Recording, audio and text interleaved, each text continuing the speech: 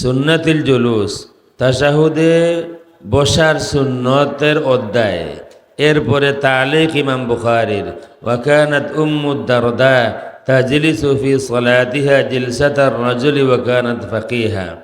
আসল কথা হলো বুখারী বলতেছেন উম্মুদ দারদা সুগরা যিনি, তিনি তার সালাতে পুরুষের মতো করে তাশাহুদের সময় বসতেন, আর তিনি ছিলেন ফাকিহা।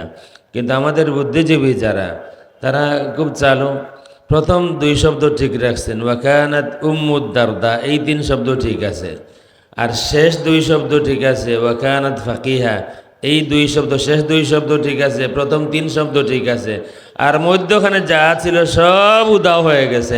নিজের মন থেকে পেট থেকে কিছু যোগ করে দিয়েছেন। ছিল কানাত উম্মুদ দারদা তাজলিসু ফি সালাতিহা জিলসাতার রাজুল, এই কথা ছিল যে উম্মুদ দারদা তার সালাতে তাশাহুদের সময় বসতেন পুরুষের মতো। এখানে তাদেরটা যোগ করে দিয়েছেন, উম্মুদ দারদা অবিকল হুবহু পুরুষের মতো করে নামাজ পড়তেন। তাই মতো আরও জাল হাদিস আছে। এই কারণে আমি যখন সহিহ হাদিস বলছি, কেউ মনে করবেন না মনে হয় ওই সহিহ হাদিসওয়ালা কেউ, কারণ ওরা বলে সহিহ হাদিস বানায় জাল হাদিস। যদিও তারা আমাকে চাচা ডাকে, কিন্তু আমার কিছু করার নাই। কেউ যদি আমার চাচা ডাকে কি বলবো। কিন্তু আফসোসটা হলো বাতিজারা বানায় জাল হাদিস আর স্লোগান দিয়ে সহিহ হাদিসের প্রচার করে, লালন করে বাতিল আকীদা, আর স্লোগান দিয়ে সহিহ আকীদা। ইবনে মাজাহ শরীফের একটি হাদিস দিয়ে শুরু করি। আল্লাহর হাবিব সাল্লাল্লাহু আলাইহি, বাড়ির সবাই খুশি, আমিও খুশি, কিন্তু এক সপ্তাহ যাবত আমার মায়ের মুখে হাসি ছিল না। মাঝে মধ্যেই দেখেন আবার কেউ যাচ্ছে। মুআজ বিন জাবালকে নিয়ে গিয়েছেন, সানিয়াতুল ওয়াদাতে পৌঁছার পরে বলেন, মুআজ সওয়ার হয়ে যাও, রওনা হয়ে যাও। মুআজ বিন জাবাল মনে করেন যে রসুল আমাকে বিদায় দিচ্ছেন, রওনা হই। ওটার উপর সওয়ার হয়ে যান, উট চলতে শুরু করে। আল্লাহ রসুল সাল্লাল্লাহু আলাইহি ওয়াসাল্লাম পাশে পাশে হাঁটতে থাকেন। তাজ্জুব হন সবাই। অন্যান্য দিন তো আল্লাহ রসুল দাঁড়িয়ে থাকেন, সাহাবীরা চলে যান, আজকে আল্লাহ রসুল হাঁটতেছেন। আল্লাহর হাবিব মুআজ বিন জাবালের দিকে নজর করে বলতেছেন, মুআজ, আল ইয়াউমাল কিয়ামা, এই হাদিসে নেই, অন্য হাদিসে আছে, আমি কিয়ামতের দিন আল্লাহর শুকরিয়া আদায় করব, আমার উম্মত বেশি, ফালা তাখতাতিলুন্না বা'দি, সুতরাং আমার পরে তোমরা পরস্পর যুদ্ধ বিগ্রহ, ঝগড়া ফাসাদ, মারামারি তোমরা করো না। আল্লাহ রসুলের আশা, আল্লাহ রসুলের আশা উম্মতকে দেয়া, আমরা মারামারি করব না, আমরা পরস্পর ফাসাদ করব না, আমরা পরস্পর মিলেমিশে থাকব, এক হয়ে থাকব, তার আল্লাহর হাবিব সাল্লাল্লাহু আলাইহি ওয়াসাল্লামের আদর্শকে সকলে মিলে লালন করব। এটাই রসুলের আশা প্রত্যাশা উম্মতের প্রতি। ছেলে সন্তান আমাদের যাদের আছে, সব বাবাই চায়, আমার মনে হয় সব বাবাই চায় আমার ছেলেরা যেন এক থাকে, আমার ছেলেরা যেন মিলেমিশে থাকে। পরিস্থিতির কারণে ছেলেদের মধ্যে যদি কোনো বিবাদ হয়ে যায়, তাইলে সব থেকে বেশি কষ্ট যার হয় সে তার বাবা কিংবা তার মা। পাড়া প্রতিবেশী হয়তো খুশি, আরও পরিবারের অমুক তমুক হয়তো খুশি, কিন্তু যদি ছেলেদের মধ্যে কোনো বিবাদ হয়, সব থেকে বেশি কষ্ট যার যার হয়, যাদের চোখের পানি কোনোদিন শুকায় না, তারা হচ্ছেন ওই মানুষটার বাবা আর মা। আমি এমনও জানি ছেলেদের মধ্যে বিবাদ হয়েছে, মা কোনো ছেলের সাথেই থাকবেন না, তোমরা এক হও, মিলেমিশে দেখো, আমি তোমাদের সবার সাথে আছি। তোমরা যদি মিলতে না পারো, ভাই যদি ভাইয়ের সাথে থাকতে না পারো, আমি তোমাদের কারো সাথেই নাই, একা একা পাক করে তিনি খান। আমার জানাশোনা মানুষের মধ্যে আছে। আল্লাহর হাবিব আশা করেন, প্রত্যাশা করেন আমরা মিলেমিশে থাকবো। ফালা তাকতাতিলুন্না বা'দি, এই হাদিসটা সহিহ। আমার পরে তোমরা ঝগড়া করো না, ফাসাদ করো না, বিবাদ করো না, মিলেমিশে থাকবা। আহলুস সুন্নাত ওয়াল জামাত আমরা এই আদর্শ আমরা লালন করি, আমরা মিলেমিশে আমরা থাকতে চাই, সকলে মিলেমিশে আল্লাহ রসুলের সুন্নাহকে, আল্লাহ রসুলের আদর্শকে, সাহাবাকের আমার আকীদাকে আমরা লালন করতে চাই। কিন্তু আমরা বিপদে আছি, আমাদেরও সহ্যের সীমা আছে। আমরাও মানুষ। যখন বইয়ের মধ্যে কেউ লিখে দেবে যে কেউ যদি বিশেষ কোনো মাযহাব মানে তার মাযহাব ত্যাগ করতে বলা হবে, যদি ত্যাগ করে প্রাণে বেঁচে গেল, নতুবা তাকে হত্যা করা হবে। যখন কেউ আমাকে হত্যার হুমকি দেবে, কেউ যখন আমার বাবাকে হত্যার হুমকি দেবে, কেউ যখন আমার সন্তানকে হত্যার হুমকি দেবে, আমি কি করে সহ্য করব, সবর করব? আমি তো কোনো অন্যায় করিনি, আমার বাবা তো কোনো অন্যায় করেননি, আমার ছেলে কোনো অন্যায় করেনি। আমরা আল্লাহ রাব্বুল আলামিনের হুকুমটাই মানার চেষ্টা করছি। ফাসআলু আহলাদ যিকরি ইন কুনতুম লা তা'লামুন, যদি না জানো তাইলে আহলুল যিকির, আহলুল ইলম যারা, তাদের থেকে জেনে নাও। আমরা জানি না, আমাদের ওই পরিমাণ ইলম নাই, এই কারণে আমরা কাউকে মানি, এমন কাউকে মানি যার ইলমের স্বীকৃতি আছে, আমানতদারির স্বীকৃতি আছে, উম্মতের ইজমা আছে, কান আলাল হক, অমুক হকের উপরে ছিলেন, এই কারণে আমরা মানি। মনে করুন এই কিছুদিন আগেও ক্ষমতার আশেপাশে যারা অবস্থান করে তাদের কারো নাম দরবেশ হয়, ক্ষমতার আশেপাশে যারা অবস্থান করে তাদের কারো কারো নাম দরবেশ হয়। বাংলাদেশের জনগণের হাজার হাজার কোটি টাকা লুটপাট করার পরেও মানুষ দরবেশ থাকতে পারে। এখন মনে করেন যে এই বাংলাদেশটা বিশেষ কোনো ইসলামী দলের অধীনে বাংলাদেশে ইসলামী স্টেট, ইসলামী রাষ্ট্র কায়েম হলো, আর কোনো মামলায় আসামি হিসাবে আমাকে হাজির করা হলো, আর ওই যারা কুল্লুন মুস্কিরুন হারামুন, এই ধরনের যারা জাল হাদিস বানায়, যারা নিজেরা জাল হাদিস বানায়, আমি তো প্রমাণ দিয়েছি, আরও আছে, যারা নিজেরা জাল হাদিস বানায়, যাদের আকীদা একেবারে মারাত্মক ধরনের জঘন্য আকীদা, পোষা আকীদা, আল্লাহ রসুল কিয়ামতের দিন পাপের চিন্তায় পেরেশান থাকবেন, রসুলের আমলনামা ওজন হবে, রসুলের আমলনামা ওজন হবে, আর রসুল ফেল করে তাকিয়ে থাকবেন গুনাহ বেশি হয় না নাকি বেশি হয়, আল্লাহ রসুলের জীবনে ভুল ত্রুটি কিছু আছে, এই ধরনের কথাবার্তা কেউ কেউ বলেছেন। আহলুস সুন্নাত ওয়াল জামাত আমরা এই কথাকে রদ করেছি।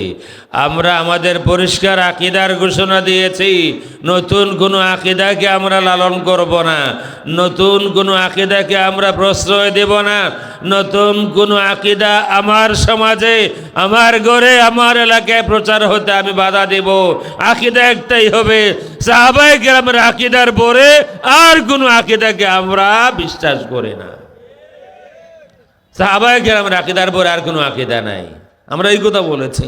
সাহাবায়ে কেরাম বলেছেন রাসূলের মধ্যে কোনো দোষ নাই, সাহাবায়ে কেরাম বলেছেন রাসূলের মধ্যে কোনো আইব নাই, আমরাও বলি ১৫০০ বছর পরে।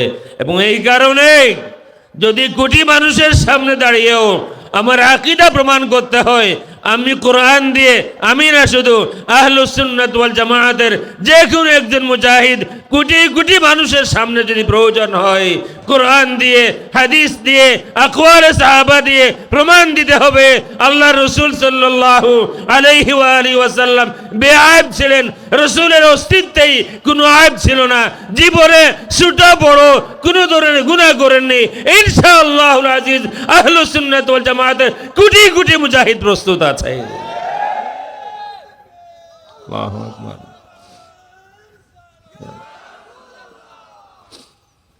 কোনো খাতির নাই, আকীদায় কোনো কম্প্রোমাইজ নাই। তো যারা, আমি বলছিলাম কোর্টের ব্যাপার, তারা জাল হাদিস নিজে বানায়, যারা বদ আকিদা লালন করে আমাদের নবীজিকে দোষী বলে, ওই যে অমুক তমুক তাদের বইতে লিখছিলেন যে কিছু ভুল ত্রুটি হয়ে গেছে, কেউ কেউ লিখেছেন কিছু ভুল ত্রুটি হয়ে গেছে, যদি হয়ে যায় মাফ চেয়ে নেন, এই ধরনের কথা ছিল। কিন্তু বর্তমানে যা ডেলিভারি হচ্ছে এই ১,৫০০ বছরে লিখে রাখতে পারেন, বর্তমানে বাংলাদেশের যে আকীদা প্রচার হচ্ছে ১,৫০০ বছরে ১,৫০০ বছরে কোনো আবু জাহেলও রসুল সম্পর্কে এত মিথ্যাচার করেনি বাংলাদেশে যেই মিথ্যাচার হচ্ছে। রসুল নাকি পাপের চিন্তায় পেরেশান থাকবেন। অন্যরা বলেছিল মাঝে মধ্যে সগীরা গুনাহ যদি হয়ে যায়, যদি ত্রুটি হয়ে যায় নবুয়ত দায়িত্ব পালনে, তাইলে ইস্তেগফার করে নেন। আর এখন ওইটা না, আরো আপডেট ভার্সন এখন হলো রসুল পাপের চিন্তায় পেরেশান থাকবেন, রসুলের আমলনামা ওজন হবে, আর রসুল ফেল করে তাকিয়ে থাকবেন কোনটা বেশি হয়, নেকি বেশি হয় না গুনাহ বেশি হয়। যদি ওই হারামিকে প্রশ্ন করা যায়, আচ্ছা যেহেতু তুমি বলতেছো যদি গুনাহ, যদি যেহেতু বললা, তাইলে যদি গুনাহ বেশি হয়ে যায়, যেহেতু আমলনামা ওজন হবে, রসুলের হিসাব হবে, হবে না, হবে না। কোনো নবী রসুলের হিসাব কিতাব নাই, কোনো নবী রসুলের কবরে সওয়াল জবাব নাই। তাদের কথা মতো যদি রসুলের আমল ওজন করা হয়, আর যদি গুনাহ বেশি হয়, তাদের কথা মতো, আমাদেরটা না, যদি গুনাহ বেশি হয়ে যায় হয়তো বলে দিবে তাইলে জাহান্নামে। এই লোক কি করে উম্মত দাবি করতে পারে যে মনে করে তার নবীর জাহান্নামে যাওয়ার সম্ভাবনা আছে? কোন ইমানদার এই কথা বিশ্বাস করে না, কোন ইমানদার এই কথা বিশ্বাস করতে পারে না যে নবীর জাহান্নামে যাওয়ার সম্ভাবনা আছে।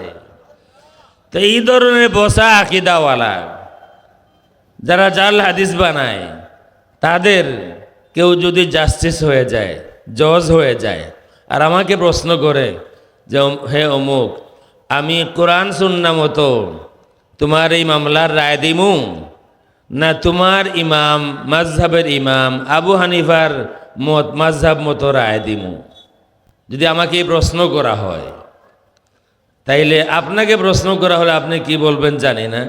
যারা মোবাইল শেখ আছে না, কিছু জানে না, না আরবি জানে না বাংলা জানে, মোবাইল একটা আছে, মোবাইল দিয়ে আমাকে প্রশ্ন করা হয় যে ইউটিউব দেখে দেখে আমল করলে চলবে না। আমি বললাম ভাই, এতদিন শুনলাম বুখারী শরীফ, এই ইউটিউব শরীফ কোন দিন বাইর হইল? যখন বুখারী শরীফ বাদ এখন ইউটিউব শরীফ। তো এমন কেউ মনে করেন কাজী হয়ে গেল। যদি আমাকে প্রশ্ন করা হয় যে তোমার মামলায় তুমি আসামি, রায় কিভাবে দেব, কোরআন সুন্নাহ মতো রায় দেব না তোমার মাযহাবের ইমামের মাযহাব মতো রায় দেব, লিখে রাখতে পারেন। আমি চোখ বন্ধ করে বলবো আমার মাযহাবের ইমামের রায়ে তুমি রায় দেবা। যদি কেউ আমাকে প্রশ্ন করেন বা ওই কাজী ভণ্ড কাজী যদি প্রশ্ন করেন যে তুমি কি কোরআন সুন্নাহ মতো রায় মানো না, আমি বলবো অবশ্যই মানি, আমি অবশ্যই মানি। তবে আমি এটাও জানি আমার ইমাম কোরআন সুন্নাহ যা বুঝতেন তুমি তার কোটি ভাগের এক ভাগ বোঝো না। এই কারণে আমি বলি আমার মামলার রায় যেন আমার মাযহাবের ইমামের মতে হয়। আমি কিন্তু অন্যায় কিছু বললাম? কারণ যাদের আকীদা এই ধরনের পোষা, যারা নিজেরা জাল হাদিস বানায়, তাদের হাতে যদি ক্ষমতা যায়, আর আমাকে যদি তারা অপশন দেয় কোরআন সুন্নাহ মতো রায় দিমু না তোমার মাযহাব মতো রায় দিমু, আমি চোখ বন্ধ করে বলবো মাযহাব মতো দিও। কারণ আমার ইমাম যতটুকু বুঝতেন তুমি তার কোটি ভাগের এক ভাগও বুঝো না, তুমি তো জের জবরই বুঝো না। আমার ইমাম সম্পর্কে খুদ ইমাম শাফি রহমতুল্লাহ আলাইহির বক্তব্য আছে, আন্নাসু ফিল ফিকহি ইয়ালুন আলা আবি হানিফা, সমস্ত দুনিয়ার মানুষ ফিকহের ময়দানে আবু হানিফার ছাত্র। শাফি বলে গিয়েছেন সমস্ত দুনিয়ার মানুষ ফিকহের ময়দানে আবু হানিফার ছাত্র। আমাদেরকে আর একটা কথা শেখানো হয় যে আবু হানিফা এগুলা মন গড়া। আমি সময় তো বেশি নিতে পারবো না, কারণ এই মাঠ এখানে বাদ জোহর 2007 সাল পর্যন্ত বাদ জোহর মুর্শিদুনা আল্লামা ফুলতুরি রাহিমাহুল্লাহ বয়ান করতেন। 7 সালে হুজুরের জিন্দেগির শেষ মাহফিল ছিল এখানেই, আমিও ছিলাম। কুলতলি হুজুর রহমতুল্লাহ সাহেব কিবলা বয়ান করলেন। এরপরে মৌলানা আব্দুল নূর সাহেব ছিলেন, লন্ডনে আছেন, কুলাউড়ার তালামিজ ইসলামের কেন্দ্র সভাপতি। আমার নাম ঘোষণা করলেন। আমাকে আগে সাবজেক্ট দেওয়া হয়েছিল দুরুদ শরীফের ফজিলত। সাহেব কিবলা দাঁড়িয়ে গিয়েছিলেন, তখন সাহেব কিবলা জানতে চাইলেন মৌলানা আব্দুল নূর সাহেবের কাছে যে কার নাম বললা তুমি? তিনি বললেন আইনুল হুদা। সাহেব কিবলা বসে গেলেন, এই ভিডিও আছে, পুরা সময় বসা ছিলেন। তো যাই হোক, এই মাঠে আর এই সময়ে আমার মতো না লায়ক মানুষ মাইকের সামনে বসা মানায় না। আল্লাহ রাব্বুল আলামিন আমাদের বেয়াদবিগুলো কবুল করুন। আর আমরাও যে এখন এই মাঠে আসি সেই আশায়, সেই স্বপ্ন নিয়ে, সেই ভালোবাসার কথা স্মরণ করে, সেই দরদের কথা স্মরণ করে আমরা যে এখন এই মাঠে আসি, আমাদের এই খবর যেন আল্লাহ রাব্বুল আলামিন আমাদের সাহাব কিবলার কাছে পৌঁছাইয়া দেন, বলেন আমিন।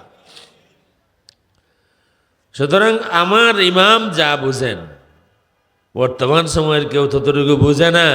সুতরাং কেউ যদি বলে যে আমি মাযহাব মানি, তার মানে কোরআন সুন্নাহ মানে না, বোঝা গেল এই লোকটা ইতিহাসের একজন বড় মিথ্যুক।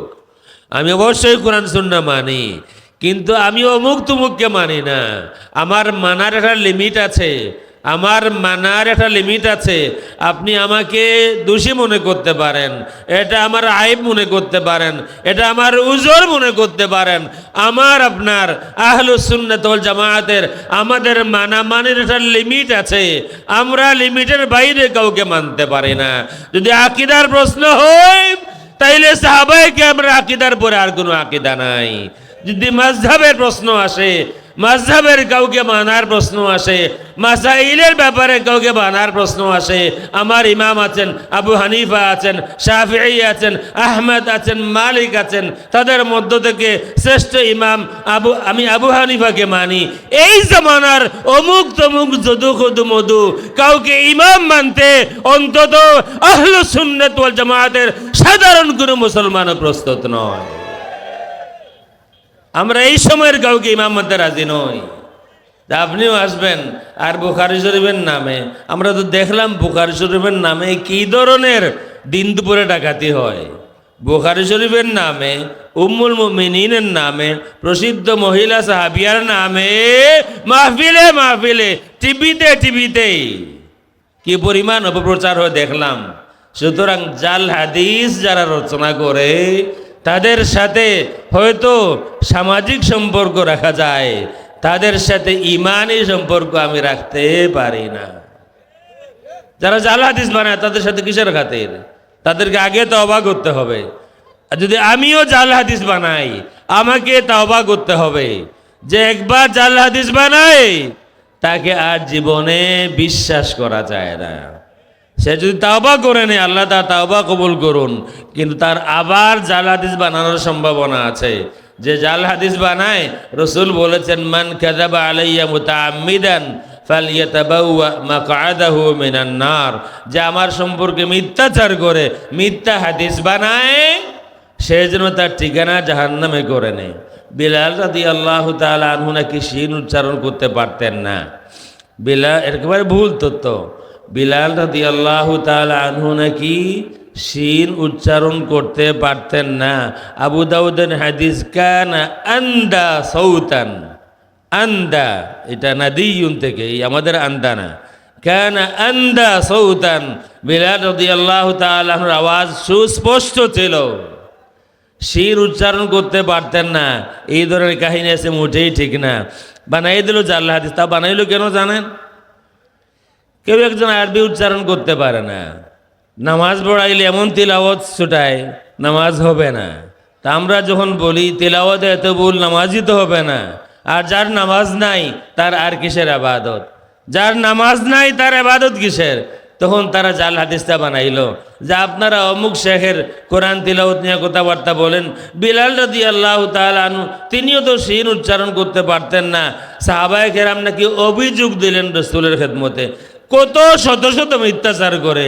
আমি এই কারণেই বলি, জেনে বুঝে বলি, আমানতদারির সাথে বলি, যদি আল্লাহ রাব্বুল আলামিন আমার কাছে কৈফিয়ত চান, আমি কৈফিয়ত দিতে প্রস্তুত আছি। বর্তমানে বাংলাদেশে মিম্বরে মিম্বরে জুমার দিন যেই পরিবার মিথ্যাচার হয়, বিশ্বের আর কোনো মসজিদে এত মিথ্যাচার হয় না। বিলাল রাদিয়াল্লাহু তাআলা আনহু শির উচ্চারণ করতে পারতেন না, আজান শুদ্ধ হয় না। সাহাবায়ে কেরাম অভিযোগ দিলেন, ইয়া রাসূলুল্লাহ, এত বিশাল মসজিদ, এত মুসল্লিরা আসেন, আজানটা শুদ্ধ হয় না, মুয়াজ্জিন বদলান। আল্লাহ রসুল সাহাবায়ে কেরামের আন্দোলনের কারণে মুয়াজ্জিন বদলাইয়া দিলেন। এরপরে ফজরের আজান হলো। এখন তো ফজরের টাইম হয় না, জামাতের টাইম হচ্ছে না, বহু সময় চলে গেল। এটা মিথ্যা কাহিনী। জিবরিল আসেন, আয়েশা বলতেছেন যে ইয়া রাসূলুল্লাহ, আজকে কি আপনার মসজিদে ফজরের আজান হবে না? তো বলতেছেন আজান তো হয়ে গেছে। জিবরিল বলতেছেন না, আজান তো উপরের দিকে যায় নাই। আল্লাহ রাসূল বলতেছেন নতুন মুয়াজ্জিন আমরা ঠিক করলাম, আজান তো দিল। বলেন ইয়া রাসূলুল্লাহ, নতুন মুয়াজ্জিনে হবে না, আগের মুয়াজ্জিন যদি না নেন তাইলে আজান উপরের দিকে উঠবে না। তখন নাকি আবার ওনাকে রিপ্লেস করা হলো। পুরোটাই মিথ্যা। আর রসুল বললেন সিনু বিলালিন সিনুকুম, বিলালের সিন তোমাদের সিন। নাউযু বিল্লাহি মিন যালিক। সহিহ হাদিসের স্লোগান দিয়া দিয়া এতগুলি মিথ্যাচার।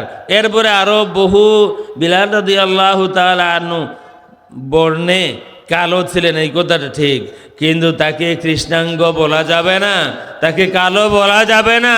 কাউকে কালো বলা আইব, কাউকে কালো শব্দে উল্লেখ করা আইব, কিন্তু মিম্বরে বসে বিলাল রাদিয়াল্লাহু তাআলা আইবও করে। সুতরাং যারা জাল হাদিস বানায় তাদেরকে প্রকাশ্যে তওবা করতে হবে। তওবা করলে তাদের যে হাদিস আগে বানাইছিল সেটা আল্লাহ মাফ করতে পারেন। কিন্তু যে বা যারা একবার নিজে জাল হাদিস বানায়, মনে করেন আমি ভুলে, আমার তাহকিক নাই, কোনো একটা জাল হাদিস বলে ফেলেছি, এটা আমার দোষ, কিন্তু আমি বানাই নাই, এটা বানানো আছে কোনো কিতাবে, আমার জানা ছিল না এটা জাল, আমি আপনাদের সামনে বলে ফেললাম, এটাও ভুল। কিন্তু এটা ওই ভুল নয় যে আমি জাল হাদিস বানাইছি। যে জাল হাদিস একবার বানায় তাকে আর জীবনে কখনো বিশ্বাস করা যায় না। যে জাল হাদিস একবার বানায় কোনো কোর্টে যায় সে আর সাক্ষী হতে পারে না, কারণ এটা মারাত্মক অপরাধ। আমাদের আইব হলো আমরা কেন মাযহাব মানি। আশা করি উত্তরটা হয়ে গেছে, মানি বাধ্য হয়ে।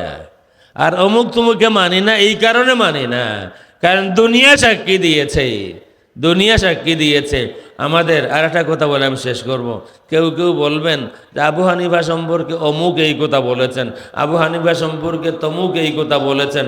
আবু হানিফা এমন একজন ইমাম যাকে অন্য কেউ বিশ্বস্ত বলবেন, এর মুখাপেক্ষি আবু হানিফা নন।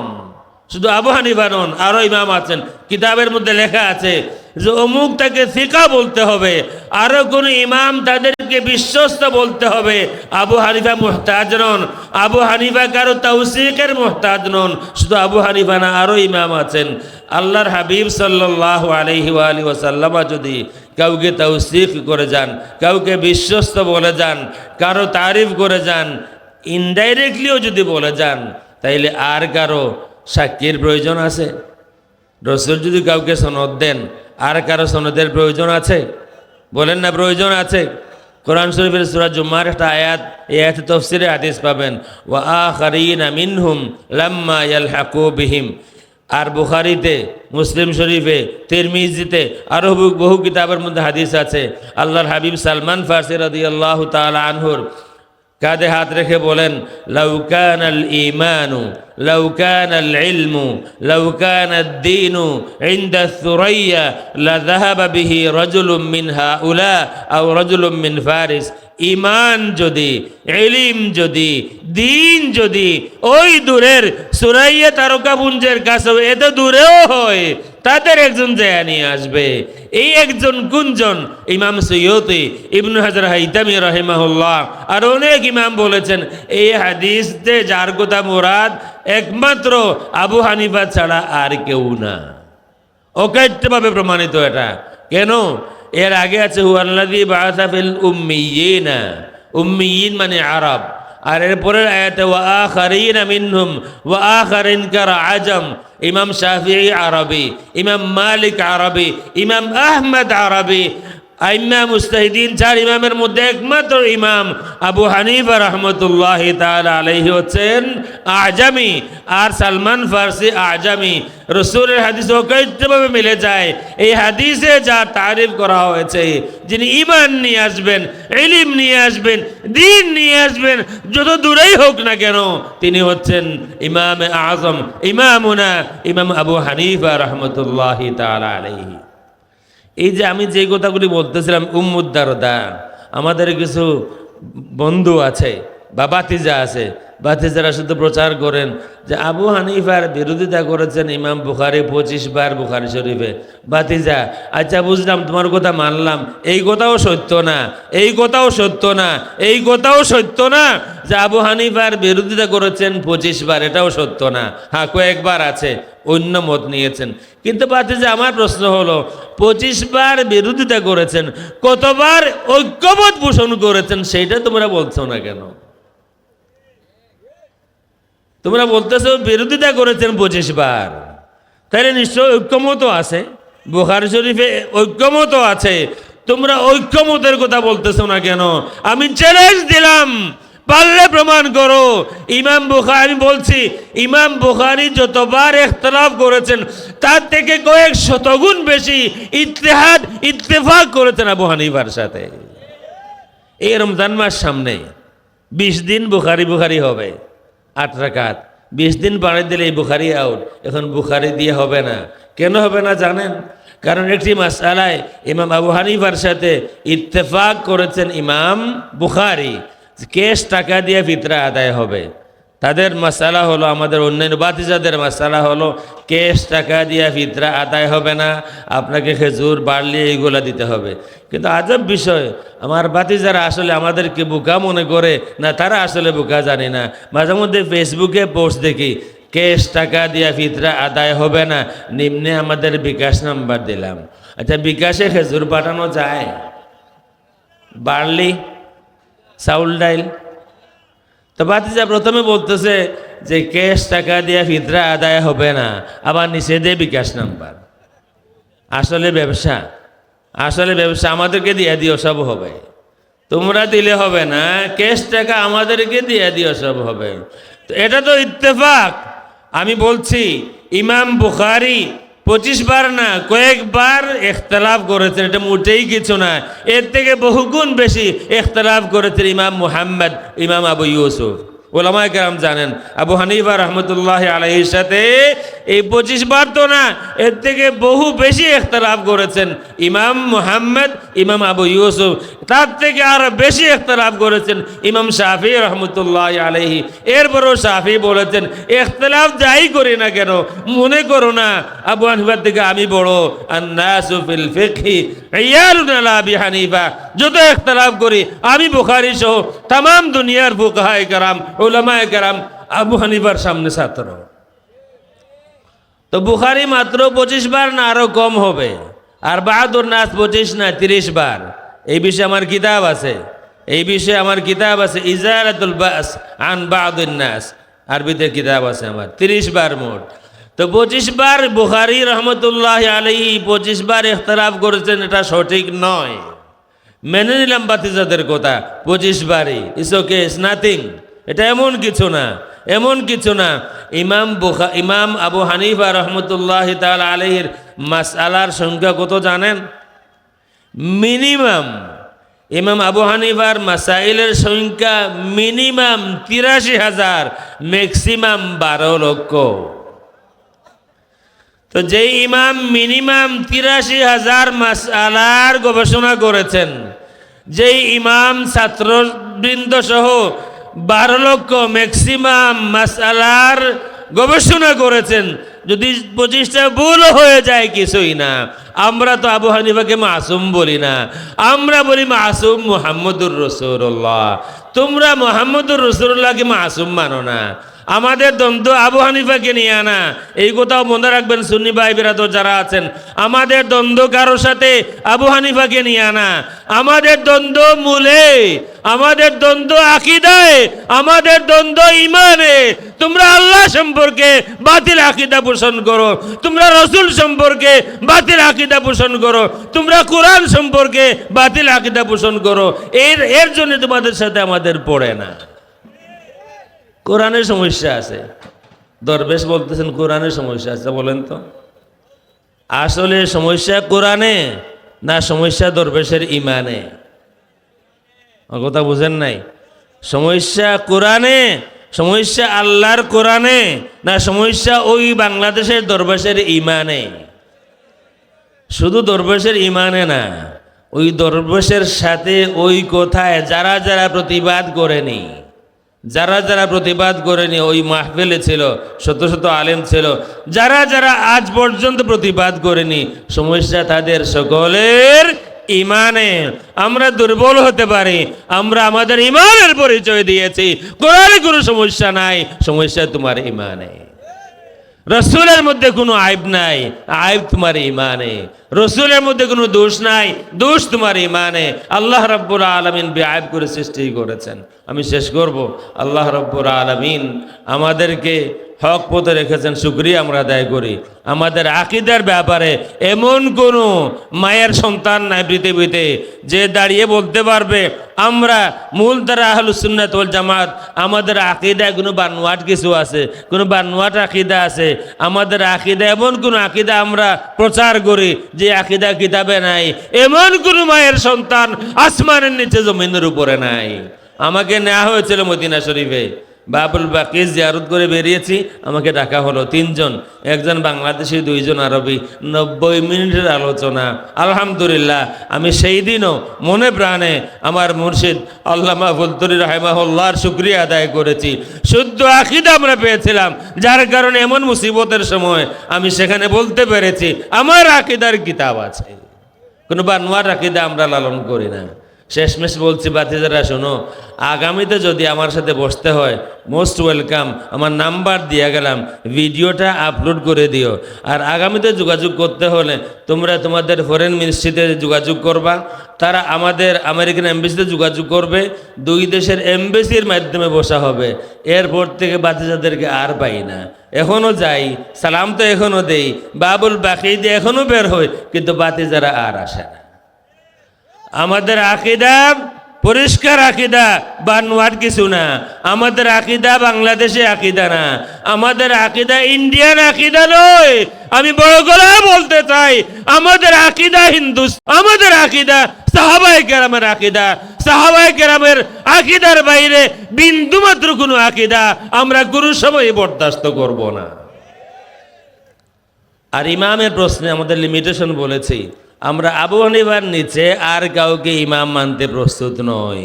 আপনারা ফিরি, আপনারা যাকে ইচ্ছা ইমাম মানেন, যাকে ইচ্ছা দরবেশ মানেন, যাকে ইচ্ছা বক্তি দেন, আমাদের সমস্যা নাই, কিন্তু আমাদের দ্বারা কাজে আসবেন না।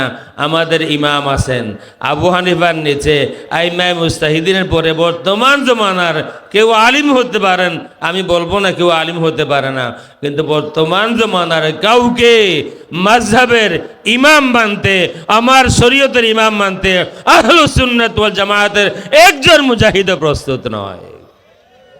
ওয়া আখিরু দাওয়ানা আলহামদুলিল্লাহি রাব্বিল আলামিন।